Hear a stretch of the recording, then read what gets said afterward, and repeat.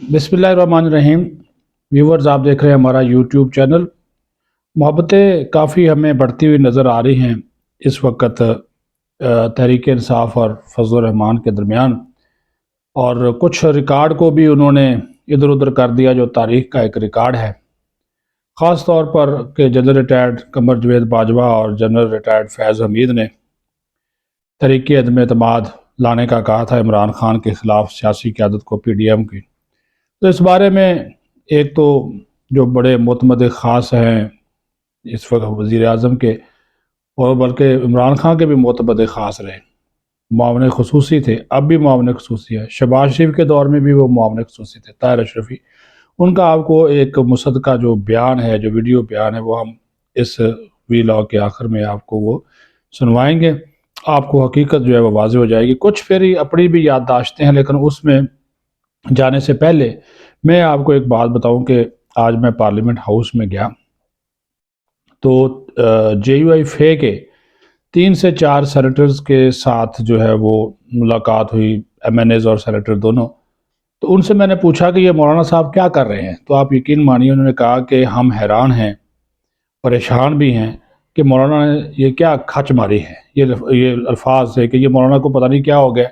उन्होंने कहा ये बात हुई नहीं, ना हमारी मजलिस आमला में, ना हमारी CEC में कभी ये बात हुई, ना पार्लियामानी पार्टी में कभी ये कोई बात हुई, हालांकि सबको पता है। उन्होंने कहा कि हम तो खुद जो तहरीक अदम एतमाद थी उसको आगे पाया तकमील तक पहुँचाने वाले लोगों में जो थे वो शामिल थे, और ये मौलाना फजल रहमान शुरू दिन से इमरान खान की हुकूमत का जो था वो ख़ात्मा करने की बातें कर रहे थे, और आज ये कह रहे हैं जी ये जनरल फैज़ और उसका था कारनामा जनरल बाजवा का। हालांकि उस वक़्त जनरल रिटायर्ड जो फैज़ हमीद थे वो कोर कमांडर पेशावर थे। जिन दिनों की ये बात है वो पेशावर चले गए थे, 2021-22 की बात है, तो वो वहाँ पे उनकी अपॉइंटमेंट जो है वो हो गई थी। तो उन्होंने कहा कि हमारी जो CEC की मीटिंग पिछले दिनों मजलिस आमला की हुई है उसमें सिर्फ हमने धांधली के ऊपर बात की कि धांधली हुई है, जो JUI फे का हिस्सा मिलना चाहिए था वो नहीं मिला, ये फॉर्म 45, 47, ये भी सारी बातें, और इसके ख़िलाफ़ जो ये एक फ़ैसला हुआ था कि हम पार्लियामेंट के अंदर रहकर एहतजाज करेंगे। किसी तौर पे ये फ़ैसला नहीं हुआ। उन लोगों की मैं बात आपको बता रहा हूँ जो कि वो CEC का हिस्सा है। नाम उनके मैं ज़ाहिर नहीं बता सकता, उन्होंने खुद भी रिक्वेस्ट की। तो वो चेयरमैन सेनेट से भी आज वैसे मिले हैं, सादिक संजरानी से भी, और सादिक संजरानी ने भी इस बात के ऊपर काफ़ी अफसोस का इजहार किया है कि मौलाना साहब को इस तरह की गुफ्तगू नहीं करनी चाहिए। उन जैसा ज़िम्मेदार आदमी गैर ज़िम्मेदाराना गुफ्तगू करेगा तो बातें जो है वो ख़राब होंगी। तो उन्होंने ये बात कही कि CEC में ये तय हुआ था कि हम पार्लियामेंट के अंदर रहते हुए अपने एहतजाज की जो सदा है उसको बुलंद करेंगे। किसी तौर पे भी ये तय नहीं हुआ था कि तहरीक इंसाफ के साथ मिलकर एहतजाज किया जाएगा या उनके साथ किसी किस्म का कोई अलाइंस जो है वो बनाया जाएगा। तो इसके ऊपर वो परेशान हैं। वो कह रहे हैं जी ये पॉसिबल, ये मौलाना साहब ने एक फ़ैसला ले तो लिया है, लेकिन ये कोई ऐसा फ़ैसला है नहीं जिसकी पार्टी के अंदर से सपोर्ट हो, क्योंकि पार्टी ये पार्टी का उन्होंने कहा कि फ़ैसला नहीं है, ये मौलाना का अपना जो है वो फ़ैसला है। एक तो ये बात उन्होंने कही। दूसरा, जब कौमी असम्बली का इजलास जारी था और अभी इमरान खान के ख़िलाफ़ अदम एतमाद की तहरीक नहीं आई थी और तैयारियां जो है वो शुरू हो गई थी कि मैं फरवरी 2022 की बात कर रहा हूँ, जनवरी फरवरी में ये सिलसिला शुरू हुआ। तो उस वक़्त रात को जो स्पीकर थे कौमी असम्बली के, उन्होंने जो असद कैसर, तो उन्होंने ख़ुद अनाउंसमेंट की थी कि एक खाना है जहाँ पे हमारे पार्लियामानी लीडर्स ने जाना है, तो उसमें हमारी अस्करी क़यादत आ रही है। उस वक़्त अफ़गानिस्तान के साथ भी हमारे मामलात चल रहे थे। तो इधर इस्लामाबाद में ये एक मेस है हमारे एक इदारे का, तो वहाँ पर वो उन्होंने कहा जी खाना है और उसमें प्राइम मिनिस्टर भी जाएंगे। तो वहाँ पर वो चले गए, सारे वहाँ पे पहुँच गए, तो लेकिन इमरान खान नहीं आया। अच्छा, उस खाने में जो उस वक़्त के DG ISI थे वो थे नदीम अहमद अंजुम, वो मौजूद थे, और जनरल रिटायर्ड कमर जवेद बाजवा उस वक़्त आर्मी चीफ थे, वो मौजूद थे। उसमें शहबाज शरीफ थे, उसमें बिलावल थे, बाप वाले थे, MQM वाले थे, सारे थे, और इसने आना था इमरान खान ने, लेकिन उसमें नहीं आया। वहाँ पर उस मीटिंग में وہاں پر اس میٹنگ میں جنرل ریٹائرڈ قمر باجوہ نے یہ بات کہی ان تمام سیاسی قائدین سے کہ آپ عمران خان کے خلاف عدم اعتماد جو ہے وہ واپس لے لیں،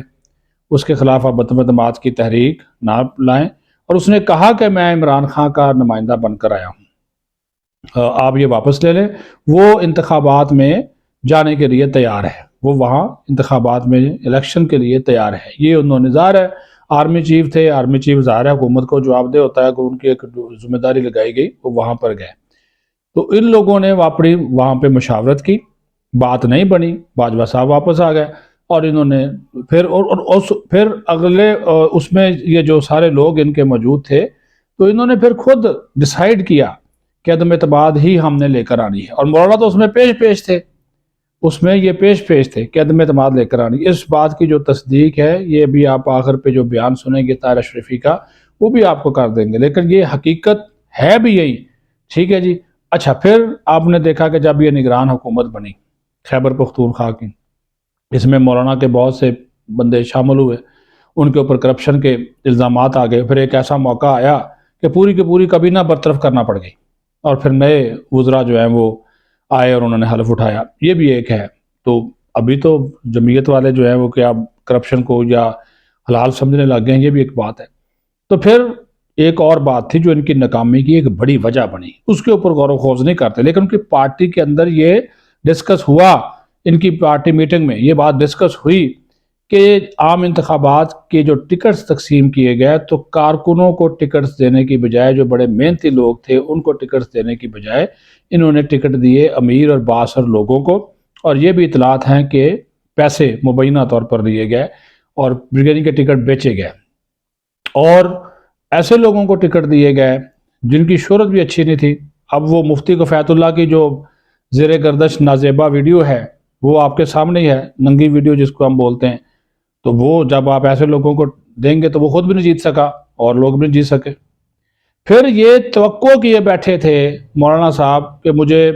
بہت زیادہ سیٹیں مل جائیں گی، اور یہ اسٹیبلشمنٹ کے ساتھ بھی جو ان کی گٹ مٹ اس وقت ہو رہی تھی کہ یہ کم از کم قومی اسمبلی کی 10 اور صوبائی اسمبلی کی 20 نشستوں سے زیادہ کی امید لگائے بیٹھے تھے، یہ محتاط اندازے کے مطابق۔ اور پھر ان کا ارادہ تھا کہ ایوان صدر پر بھی جو ہے وہ مولانا صاحب جو ہیں وہ قابض ہو جائیں گے، اور مفروضہ یہ بنایا ہوا تھا، مقبولیت ان کی تھی نہیں، انتخابی مہم انہوں نے چلائی نہیں، اور پھر انہوں نے جناب نگران حکومت میں بھی رہ کر، اگر یہ ان کے وزراء کافی تھے کیونکہ گورنر ان کا ہے، جو حاجی غلام علی ان کا گورنر ہے، ان کا عزیز ہے، تو نگران حکومت میں رہ کر بھی یہ پرفارمنس جو ہے وہ نہیں دکھا سکے۔ اور پھر یہ ایک الیکشن مہم کے بغیر، کب فرشتوں نے تو نہیں ووٹ ڈالنے تھے، ووٹ تو عوام نے ڈالنے تھے، کیونکہ فرشتے ووٹ نہیں ڈالتے، لیکن انہوں نے چونکہ کمپین نہیں چلائی، پھر ایک فضا بنی پی ٹی آئی کے حق میں، اور اس کا ان کو فائدہ ہوا، اور اسی پی ٹی آئی